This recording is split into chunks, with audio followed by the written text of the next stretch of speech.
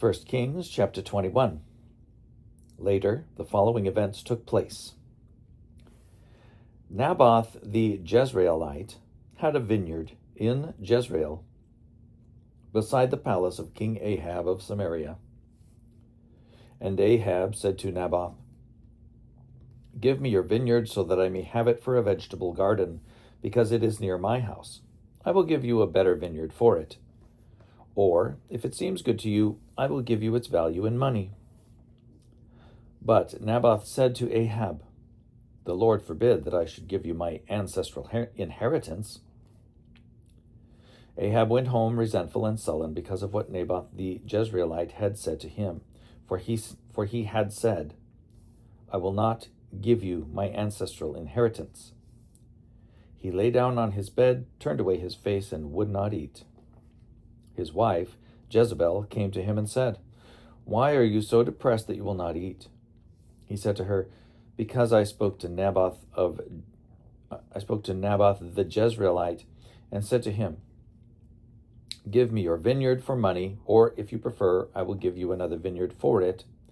But he answered, 'I will not give you my vineyard.'" His wife Jezebel said to him, "Do you now govern Israel? Get up, eat some food, and be cheerful. I will give you the vineyard of Naboth the Jezreelite." So she wrote letters in Ahab's name and sealed them with his seal. She sent the letters to the elders and the nobles who lived with Naboth in his city. She wrote in the letters, "Proclaim a fast and seat Naboth at the head of the assembly.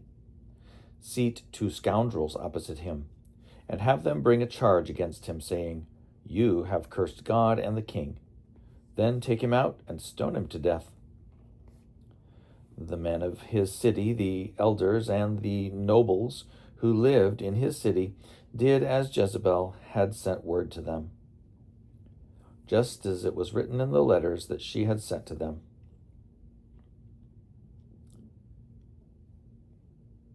They proclaimed a fast and seated Naboth at the head of the assembly.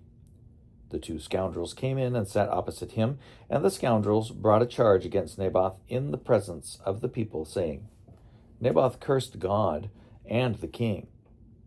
So they took him outside the city and stoned him to death. Then they sent to Jezebel, saying, "Naboth has been stoned. He is dead." As soon as Jezebel heard that Naboth had been stoned and was dead, Jezebel said to Ahab, "Go, take possession of the vineyard of Naboth the Jezreelite, which he refused to give you for money. For Naboth is not alive, but dead." As soon as Ahab heard that Naboth was dead, Ahab set out to go down to the vineyard of Naboth the Jezreelite to take possession of it. Then the word of the Lord came to Elijah the Tishbite, saying, "Go down to meet King Ahab of Israel, who rules in Samaria. He is now in the vineyard of Naboth, where he has gone to take possession. You shall say to him, 'Thus says the Lord, have you killed and also taken possession?' You shall say to him, 'Thus says the Lord, in the place where dogs licked up the blood of Naboth, dogs will also lick up your blood.'" Ahab said to Elijah, "Have you found me, O my enemy?" He answered, "I have found you." He answered, "I have found you, because you have sold yourself to do what is evil in the sight of the Lord. I will bring disaster on you. I will consume you, and will cut off from Ahab every male, bond, or free in Israel, and I will make your house like the house of Jeroboam son of Nebat, and like the house of Baasha son of Ahijah, because you have provoked me to anger and have caused Israel to sin." Also, concerning Jezebel, the Lord said, "The dogs shall eat Jezebel within the bounds of Jezreel." Anyone belonging to Ahab who dies in the city, the dogs shall eat, and anyone of his who dies in the open country, the birds of the air shall eat. Indeed, there was no one like Ahab, who sold himself to do what was evil in the sight of the Lord, urged on by his wife Jezebel. He acted most abominably in going after idols, as the Amorites had done, whom the Lord had driven out before the Israelites. When Ahab heard those words, he tore his clothes and put sackcloth over his bare flesh. He fasted, lay in the sackcloth, and went about dejectedly.